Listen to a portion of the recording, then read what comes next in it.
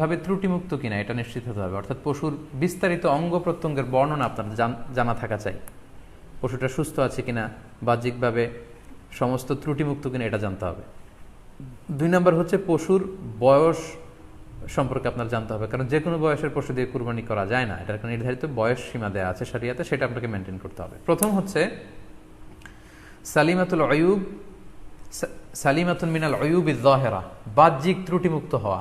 যে কোনো পশু দিয়ে কিন্তু, অসুস্থ পশু দিয়ে কুরবানি করলে কিন্তু কুরবানি হবে না। এক্ষেত্রে আমরা সুনানে নাসাইর একটি হাদিস উল্লেখ করব। হাদিসটি সহিহ, বারা ইবনে আযিব রাদিয়াল্লাহু তাআলা আনহু বর্ণনা করেছেন। আল্লাহ রাসূল সাল্লাল্লাহু আলাইহি ওয়াসাল্লাম বলেছেন, লা ইয়াজুজু মিনাদ দাহায়া আল আওরাউল বাইয়িনু আওরুহা, এমন পশু দিয়ে কুরবানি হবে না যে এই পশুটা সুস্পষ্টভাবে অন্ধ। অন্ধ কানা কোনো পশু দিয়ে কুরবানি হবে না। ওয়াল আরজাউল বাইয়িনু আরাজুহা, খোড়া, কুরবানি যেখানে করা হবে ওই জায়গা পর্যন্ত হেঁটে যেতে পারছে না, মাঠ থেকে বাড়িতে আনা যাচ্ছে না, এরকম খোড়া প্রাণী দিয়ে কুরবানি করা যাবে না। ওয়াল মারিদাতুল বাইয়িনু মারাদুহা, খুব বেশি অসুস্থ, খুবই দুর্বল অসুস্থ প্রাণী দিয়ে কুরবানি করা যাবে না। ওয়াল আজফা উল্লাতি লা তুনকি, এবং এমন বয়স্ক বৃদ্ধ প্রাণী যে অতি বয়সের ভারে এটা নুজ্জ হয়ে গিয়েছে এবং এর হাড্ডির ভেতরে যে মজ্জা শুকিয়ে গিয়েছে, এরকম প্রাণী দিয়েও কিন্তু কুরবানি করা যাবে না। তাহলে সুনানে নাসাইয়ের এই সহিহ হাদিসটির মধ্য দিয়ে আমরা বুঝতে পারলাম যে অন্ধ প্রাণী দিয়ে কুরবানি করা যায় না, খোড়া প্রাণী দিয়ে করা যায় না, খুবই দুর্বল প্রাণী দিয়ে এবং খুব বয়স হয়েছে এরকম প্রাণী দিয়ে কিন্তু কুরবানি করা যাবে না। তারপর আমরা সুনানে তিরমিজির আরেকটি হাদিস এখানে উল্লেখ করব। এই হাদিসটিও হাসান পর্যায়ের হাদিস। বর্ণনাকারী হচ্ছেন আলী রাদিয়াল্লাহু তাআলা আনহু। তিনি বলেন, নাহা রাসূলুল্লাহ সাল্লাল্লাহু আলাইহি সাল্লাম আইয়ুদহা বিআ'যাবিল করনি ওয়াল উযুন, অর্থাৎ আল্লাহ রাসূল সাল্লাল্লাহু আলাইহি ওয়াসাল্লাম শিং ভাঙা এবং কান কাটা এরকম প্রাণী দিয়ে কুরবানি করতে নিষেধ করেছেন। অর্থাৎ ব্রোকেন হর্নস অ্যান্ড ইয়ার্স, কোনো পশুর যদি শিং দুটো ভাঙা থাকে অথবা কান কাটা থাকে, এরকম প্রাণী দিয়ে কুরবানি করলে কুরবানি আদায় হবে না। পশুর কানের ব্যাপারে আরও সুস্পষ্ট হাদিস এসেছে সুনানে তিরমিজিতে, এটিও হাসান পর্যায়ের হাদিস। বর্ণনাকারী সাইয়েদনা আলী রাদিয়াল্লাহু তাআলা আনহু, তিনি বলেন যে নাহা রাসূলুল্লাহ সাল্লাল্লাহু আলাইহি ওয়াসাল্লাম আইয়ুদহা বিমুকাবালাহ আও মুদাবারাহ আও শারকা আও খরকা আও জাদআ, অর্থাৎ আল্লাহ রাসূল সাল্লাল্লাহু আলাইহি ওয়াসাল্লাম মুকাবালা মানে এমন প্রাণী যেই প্রাণীর কানের সামনের অংশ কাটা, এরকম প্রাণী দিয়ে কুরবানি করা যাবে না। আও মুদাবারা, এমন প্রাণী যে প্রাণীর কানের পেছনের অংশ কাটা, সেটা দিয়ে কুরবানি করা যাবে না। আও শারকা, অথবা কানের মাঝখানে কাটা, দুই দিক ঝুলে আছে, করা যাবে না। আও খরকা, অথবা কানের ভেতরে ছিদ্র, পশুর কানে যদি ছিদ্র থাকে, কেটে যে ছিদ্র হয়ে গিয়েছে, ড্রিলড হয়ে গিয়েছে, সেই প্রাণী দিয়ে কুরবানি করা যাবে না। আও জাদা, অথবা নাক কাটা, এরকম প্রাণী দিয়ে কুরবানি করা যাবে না। তাহলে আল্লাহ রাসূল সাল্লাল্লাহু আলাইহি ওয়াসাল্লামের ভাষ্যমতে এই প্রাণীগুলো দিয়ে কুরবানি করা যাবে না। ফলে আপনি অনলাইনে যদি পশু ক্রয় করতে চান, আপনার যে পশুটা ক্রয় করবেন এটা বাহ্যিকভাবে সুস্থ আছে কিনা, অঙ্গ প্রত্যঙ্গের বিস্তারিত বর্ণনা ভিডিওতে আপনাকে ক্রস চেক করে এবং বাড়িতে আনার পরে সেটাকে দেখে এই পারচেজটা আপনাকে নিশ্চিত করতে হবে। 2 নম্বর খেয়াল রাখবার বিষয় হচ্ছে পশুর বয়স। কুরবানির পশুর একটা নির্ধারিত বয়স সীমা আছে। সেক্ষেত্রে উটের জন্য 5 বছর হওয়া লাগবে কমপক্ষে, গরু বা মহিষের ক্ষেত্রে কমপক্ষে 2 বছর হতে হবে, এবং ছাগলের ক্ষেত্রে কমপক্ষে 1 বছর হতে হবে। আবার বলছি, উট 5 বছর, গরু 2 বছর এবং ছাগল 1 বছর। তবে মেষ বা ভেড়া, দুম্বা এগুলো যদি 6 মাসের হয়, দেখতে যদি মোটা সোটা হয়, 1 বছরের মতো মনে হয়, তাহলে সেগুলো দিয়েও কুরবানি করা যাবে। সেক্ষেত্রে পশুর যে দাঁত আছে, নিচের পাটের যে পশুর দাঁত, এই দাঁতগুলোর পাশে 2টা ধারালো দাঁত থাকে, এগুলো উঠেছে কিনা এগুলো দেখে দেখে আপনারা পশুর বয়সকে নির্ণয় করতে পারবেন। তাহলে অনলাইনে ক্রয়ের ক্ষেত্রে আমাদের উত্তর হচ্ছে যে অনলাইনে আপনি পশু ক্রয় করতে পারবেন।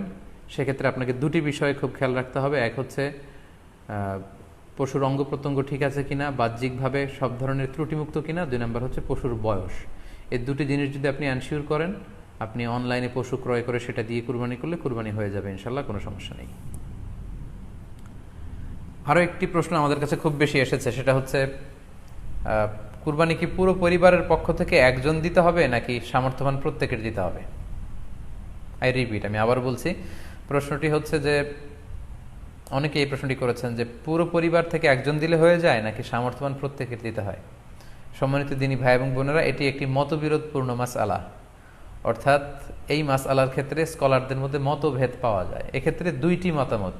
একদল স্কলার বলেছেন যে এটা পরিবারের পক্ষ থেকে একজন দিলে আদায় হয়ে যাবে। অপর মতামত হচ্ছে যে না, সামর্থ্যবান প্রত্যেকেরই দিতে হবে। আমরা দুইটি মতামত নিয়ে আলোচনা করি। প্রথম মত হচ্ছে যে এক পরিবারের পক্ষ থেকে একজনই যথেষ্ট। এই মতামতটিও দলিলের দিক থেকে বেশ শক্তিশালী। সেক্ষেত্রে আমরা মেহনাফ ইবনে সুলাইম রাদিয়াল্লাহু তাআলা আনহুর বর্ণিত একটি হাদিস সুনানে আবু দাউদে এসেছে। হাদিসটি হাসান পর্যায়ের হাদিস। তিনি বলছেন, ও নাহনু উকুফুন মা রাসূলিল্লাহ বিআরাফাতিন, আমরা রাসূল সাল্লাল্লাহু আলাইহি ওয়াসাল্লামের সাথে 9 জিলহজ আরাফার ময়দানে ছিলাম। ক্বালা, তখন আল্লাহ রাসূল সাল্লাল্লাহু আলাইহি ওয়াসাল্লাম আমাদেরকে বলেছেন, ইয়া আইয়ুহান নাস, হে মানব সকল, ইন্না আলা কুল্লি আহলি বাইতিন ফি কুল্লি আমিন উদহিয়া, অর্থাৎ প্রত্যেকটি, আল্লাহ রাসূল সাল্লাল্লাহু আলাইহি ওয়াসাল্লাম বলেছেন প্রত্যেকটি ফ্যামিলির জন্য প্রতি বছর একটি কুরবানি ওয়াজিব হয়। আমি আবার বলছি, প্রত্যেক ফ্যামিলির জন্য প্রতি বছর কুরবানি দিতে হয় কয়টি? একটি। তাহলে কুরবানি পরিবারের পক্ষ থেকে একটি দিলেই আদায় হয়ে যাবে। সুনানি তিরমিজির আরো একটি হাদিস আমরা এখানে উল্লেখ করতে পারি। এই হাদিসটিও সহিহ। সাইয়েদনা আতা ইবনে ইয়াসার রাদিয়াল্লাহু তাআলা আনহু, উনি আবু আইয়ুব আল আনসারী রাদিয়াল্লাহু তাআলা আনহুকে জিজ্ঞেস করেছিলেন যে কাইফা কানাতিল উদহিয়া ফি আহদি রাসূলিল্লাহ, হে আল্লাহর নবীর সাহাবী, আল্লাহ রাসূল সাল্লাল্লাহু আলাইহি ওয়াসাল্লামের জামানাতে কুরবানি কেমন হতো, কিভাবে তারা কুরবানি দিতেন? তো আবু আইয়ুব আল আনসারী রাদিয়াল্লাহু তাআলা আনহু উনি বলেছেন, কানা রাজুলু ইউদাহি বিশাতি আনহু ওয়া আন আহলিহি, আল্লাহ রাসূল সাল্লাল্লাহু আলাইহি ওয়াসাল্লামের সময়কালে লোকজন একটি ছাগল কুরবানি দিত তার পক্ষ থেকে এবং তার ফ্যামিলির পক্ষ থেকে। আনহু ওয়া আন আহলিহি, তার নিজের পক্ষ থেকে এবং ফ্যামিলির পক্ষ থেকে। অর্থাৎ এই হাদিসগুলোর আলোকে বোঝা যায় যে পুরো পরিবারের পক্ষ থেকে একজন কুরবানি দিয়ে দিলেই আদায় হয়ে যাবে। স্বামীও চাকরি করেন, স্ত্রীও চাকরি করেন, স্বামীরও টাকা আছে, স্ত্রীর টাকা আছে, দুইজনের আলাদা করে দিতে হবে না। স্বামী যদি একটা ছাগল কুরবানি দিয়ে দেয় তাহলে স্ত্রীর পক্ষ থেকে, পুরো ফ্যামিলির পক্ষ থেকে কুরবানি আদায় হয়ে যাবে। এই হাদিসগুলোর আলোকে বোঝা গেল প্রত্যেক সামর্থ্যবানের উপর কুরবানি দেওয়া উচিত। এতে করে যিনি কুরবানি দিবেন উনি সওয়াব পেয়ে উপকৃত হলেন, আবার উনি কুরবানি দেওয়ার কারণে গোশত বিতরণ করলেন, ফলে গরিবরা উপকৃত হলো। সো সামর্থ্যবান প্রত্যেকেরই উচিত বেশি বেশি কুরবানি দেয়া। আশা করি এই মাসালাটাও আপনারা বুঝতে পেরেছেন। সেটি হচ্ছে, সম্মানিত সুধী, আমরা অনেকেই বাজার থেকে পশু আনার সময় বা কুরবানি করার সময় পশুর সাথে অনেক বেশি অমানবিক আচরণ করি। এতে করে কিন্তু আপনার কুরবানিটা, পুরো কুরবানির প্রক্রিয়াটাই প্রশ্নবিদ্ধ হয়ে যেতে পারে। পশুর সাথে মানবিক আচরণ করি, কুরবানির পশুর সাথে এমন কোনো আচরণ যাতে না করি যাতে ওর কষ্ট না হয়, আমরা যেন এটা খেয়াল রাখি। বিশেষ করে জবাই করার আগে পশুকে ভালোভাবে রশি দিয়ে বেঁধে নেয়া এবং ছুরিটা, যেই ছুরি দিয়ে জবাই করা হবে সেটা খুব ধারালো থাকা। আল্লাহ রাসূল সাল্লাল্লাহু আলাইহি ওয়াসাল্লাম কিন্তু এই দিক নির্দেশনা আমাদেরকে দিয়েছেন। সুবহানাল্লাহ, ইসলাম যে কতটা চেক অ্যান্ড ব্যালেন্স, কতটা ভারসাম্যপূর্ণ জীবন বিধান। আল্লাহ রাসূল সাল্লাল্লাহু আলাইহি ওয়াসাল্লাম সহিহ মুসলিমের বর্ণনায় তিনি বলছেন, ইযা যাবাহতুম ফাআহসিনু যিবহা, তোমরা যখন জবাই করবে সেখানেও তোমরা ইহসান করো। কেননা আল্লাহ তাআলা সব জায়গায় ইহসানকে অবধারিত করেছেন। আমরা জীবনে যাই করব না কেন সেটা ইহসানের সাথে করতে হবে। তো পশুটাকে কিন্তু আমি জবাই করব, স্লটার করব, আল্লাহ রাসূল সাল্লাল্লাহু আলাইহি ওয়াসাল্লাম বললেন যখন স্লটার করবে, জবাই করবে, তখনও সেটার প্রতি ইহসান করে তোমরা জবাই করো না। ওয়া ইযা যাবাহতুম ফাআহসিনু যিবহা, সেক্ষেত্রেও তোমরা সফট হার্টেড হও, সেটাকে ইহসানের সাথে জবাই করো। কিভাবে ইহসানের সাথে জবাই করবে? ওয়ালিয়ুহিদ্দা আহাদুকুম শাফরাতাহু ওয়ালিয়ুরিহ যাবিহাতাহু, তোমরা তোমাদের ছুরিটা খুব বেশি করে ধারালো করে নাও, যাতে করে খুব স্মুথলি স্লটারিংটা হয়ে যায়, খুব স্মুথলি কুরবানিটা তাড়াতাড়ি হয়ে যায়, যাতে প্রাণীটার কষ্ট না হয়। আমরা প্রায়ই আমাদের ব্যাখেয়ালে বা অবহেলাবশত কুরবানির পশু ট্রাক থেকে নামানো, হাট থেকে নিয়ে আসা, এমনভাবে আমরা কুরবানির পশুর সাথে ট্রিট করি, এতে করে কিন্তু অনেক অমানবিক আচরণ আমাদের দ্বারা প্রকাশ পেয়ে যায়। সো আমরা যদিও এটাকে জবাই করব, আমরা যেন ইহসানের সাথে জবাই করি, এই বিষয়টা যেন আমরা খেয়াল রাখি। এটা হচ্ছে প্রথম রিমাইন্ডার।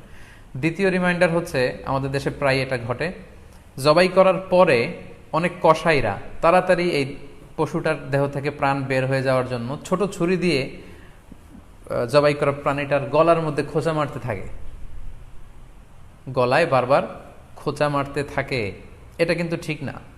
স্পাইনাল কর্ডে যদি আপনি জবাই করার পরে বারবার খোঁচা মারেন তাহলে কিন্তু এই প্রাণীটার অপমৃত্যু হতে পারে, অর্থাৎ এটা স্বাভাবিক কোনো মৃত্যু নয়। স্বাভাবিক মৃত্যু হচ্ছে জবাই করে দেয়া, এবং ইসলাম এটাকে আমাদের জন্য বৈধ করেছেন। আমরা জানি যে পাশ্চাত্যে গরুর মাথায় বুলেট মারা হয়, অথবা ইলেকট্রিক্যাল শক দিয়ে ওটাকে হত্যা করা হয়, অথবা ভারী কোনো লোহার হাতুড়ি দিয়ে গরুর মাথায় আঘাত করে সেটাকে মারা হয়। কিন্তু ইসলাম এগুলোকে নিষেধ করেছে। ইসলামের বিধান হচ্ছে স্লটারিং করা, আপনি জবাই করে দিবেন।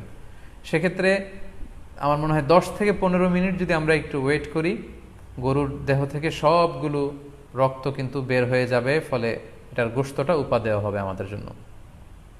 কিন্তু আমরা যদি তাড়াহুড়ো করে, বিশেষ করে অনেক কসাই ভাইরা রুহটা যাতে তাড়াতাড়ি বের হয়ে যায়, প্রাণটা যাতে তাড়াতাড়ি বের হয়ে যায়, জবাইয়ের পরে আবার ছোট ছুরি দিয়ে স্পাইনাল কর্ডে খোঁচা মারতে থাকে, এটা কিন্তু ঠিক না। এতে করে যেটা হয়, এটা স্বাভাবিক মৃত্যু হয় না, বরং অপমৃত্যু হয়ে থাকে। আমরা যখন কুরবানি করি তখন প্রাণীটার শ্বাসনালী এবং কণ্ঠনালী কেটে যায়, এবং তারপরে রক্তনালী, যেটাকে ইংরেজিতে বলে জুগুলার ভেইন, এই জুগুলার ভেইনটা যখন কেটে যায় তখন কিন্তু প্রাণীটা আর ব্যথা পায় না। গবেষণায় দেখা গিয়েছে যে যদিও আমরা দেখি যে প্রাণীটা খুব ছটফট করে, লাফালাফি করে, কিন্তু আসলে সে ব্যথা পায় না। জুগুলার ভেইন যখন কেটে ফেলে তখন ব্রেইন তাকে স্পাইনাল কর্ডের মাধ্যমে হার্টে সিগন্যাল দেয় আরও বেশি পাম্প করার জন্য, আরও বেশি রক্ত পাঠানোর জন্য। ফলে দেহের সবগুলো রক্ত গলার ওই কাটা জায়গা দিয়ে কিন্তু বের হয়ে যায়। কিন্তু ওই মুহূর্তে আপনি যখন ছোট ছুরি নিয়ে এটার স্পাইনাল কর্ডে খোঁচাখুচি করতে শুরু করেন, তখন কিন্তু এটার অপমৃত্যু ঘটে, এটার স্ট্রোক হতে পারে, এটা হার্ট অ্যাটাক করে মারা যেতে পারে। তাহলে সেটা কিন্তু স্বাভাবিকভাবে জবাইয়ের মধ্য দিয়ে মৃত্যুবরণ করলো না, বরং হার্ট অ্যাটাক করে বা স্ট্রোক করে সেটা মারা গেল। তখন কিন্তু আপনার কুরবানিটা প্রশ্নবিদ্ধ হয়ে যেতে পারে। তো এই জন্য আমি সকলের কাছে অনুরোধ করব, আপনারা তাড়াহুড়ো না করে 10 থেকে 15 মিনিট একটু ওয়েট করেন জবাইয়ের পরে, এটাকে স্বাভাবিকভাবে, ন্যাচুরালি, প্রাকৃতিকভাবে এটার রুহটা বের হতে দিন। তা না হলে আমাদের কুরবানি কিন্তু প্রশ্নবিদ্ধ হয়ে যেতে পারে।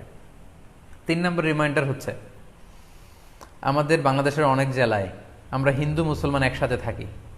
আমার কাছে নিউজ এসেছে যে অনেক জায়গায় অনেকে হিন্দুদের মন্দিরের সামনে কুরবানির গরু জবাই করে। এটা ঠিক না, কারণ আমরা জানি যে ওরা এই গরুর পূজা করে থাকে। সো আমরা এমন কিছু করব না যেটা ওদেরকে খুব বেশি কষ্ট দিবে।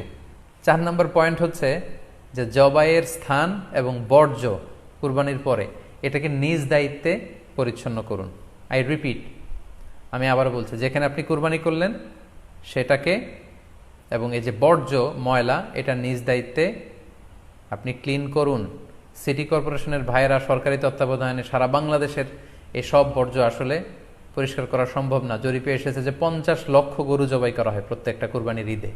রাসূল ইসলাম বলেছেন, তোমরা প্রত্যেকে দায়িত্বশীল, আর তোমাদের প্রত্যেকের দায়িত্বের ব্যাপারে কিয়ামতের ময়দানে আল্লাহ তাআলা কিন্তু তোমাদেরকে জিজ্ঞেস করবে। তাই আমরা যেন নিজ দায়িত্বে এই কুরবানির করার স্থান এবং বর্জ্য যেন পরিষ্কার করি। ব্লিচিং পাউডার দিয়ে বেশি করে পানি মেরে আমরা যেন পরিষ্কার পরিচ্ছন্ন রাখি, কারণ আত-তুহুরু শাতরুল ঈমান, পরিষ্কার পরিচ্ছন্নতা এটা হচ্ছে ঈমানের অঙ্গ। রাখি। সর্বশেষ হচ্ছে, অনেকে জিজ্ঞেস করেন যে ফ্রিজে রাখা যাবে কিনা। জি, কুরবানির গোশত ফ্রিজে রাখা যাবে। ইবনে আব্বাস রাদিয়াল্লাহু তাআলা আনহুর মত অনুযায়ী 3 ভাগ করা উত্তম, তবে এটা আবশ্যক নয়। আপনি 1 ভাগ নিজে খাবেন, 1 ভাগ আত্মীয় স্বজন প্রতিবেশীদের দিবেন, আরেক ভাগ গরিব দুঃখীদের মাঝে বন্টন করে দিবেন, এটা উত্তম, কিন্তু এটা আবশ্যক নয়। পুরো গোশত যদি আপনার লেগে যায় আপনি ভোগ করতে পারেন, আর যদি আপনার কাছে অতিরিক্ত গোশত থাকে এটা আপনি আত্মীয়দের দান করুন, গরিব আত্মীয়দের আপনি উপহার দিন, গরিব মিসকিনদের, সুবিধা বঞ্চিত মানুষদেরকে আপনি এগুলো দান করুন। কারণ সূরাতুল হজ্জের 28 নম্বর আয়াতে আল্লাহ তাআলা বলেছেন, ফাকুলু মিনহা ওয়া আত'ইমুল বাঈসাল ফাকির, তোমরা কুরবানির এই গোশত নিজেরাও খাও এবং অভাবী লোকদেরকে দাও।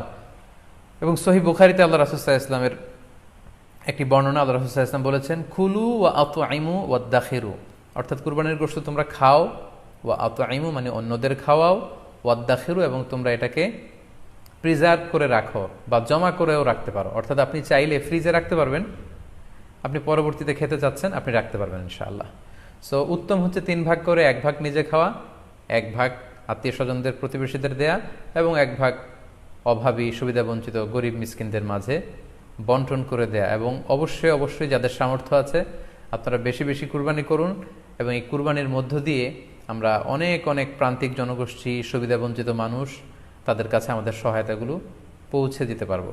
সম্মানিত সুধী, আপনাদের সবাইকে আবারও শুকরিয়া জানাই, সবাইকে আবারও আন্তরিক শুভেচ্ছা এবং অভিনন্দন। আমরা কামনা করি যে আল্লাহ তাআলার কাছে আমরা ফরিয়াদ করি জিলহজ মাসের প্রথম 10 দিনের যে বারাকা, রাহমা, আমরা যেন নফল ইবাদত করে করে বেশি বেশি তাকবীর তাহলিল দিয়ে এই দিনগুলো যেন মুখরিত রাখতে পারি, বেশি বেশি নফল ইবাদত করতে পারি, নফল রোজা রাখতে পারি। বিশেষ করে অবশ্যই আরাফার দিনের রোজা যাতে আমরা মিস না করি। এবং যদিও করোনা পরিস্থিতির মধ্যে দিয়ে আমরা সবাই আতঙ্কিত, তারপরেও গোটা মুসলিম উম্মার জন্য আমরা দোয়া করি যে এই ঈদুল আজহার উৎসব যাতে আমরা ভাব গাম্ভীর্যের সাথে ইবাদতের মধ্য দিয়ে, আনন্দ উৎসবের মধ্য দিয়ে পালন করতে পারি। আপনাদের সবার জন্য আমি দোয়া করছি, আমি নিজেও আপনাদের সবার কাছে দোয়া চাই। আল্লাহ তাআলা আপনাদের সবাইকে ভালো রাখুক, সুস্থ রাখুক, ঈমানের সাথে রাখুক।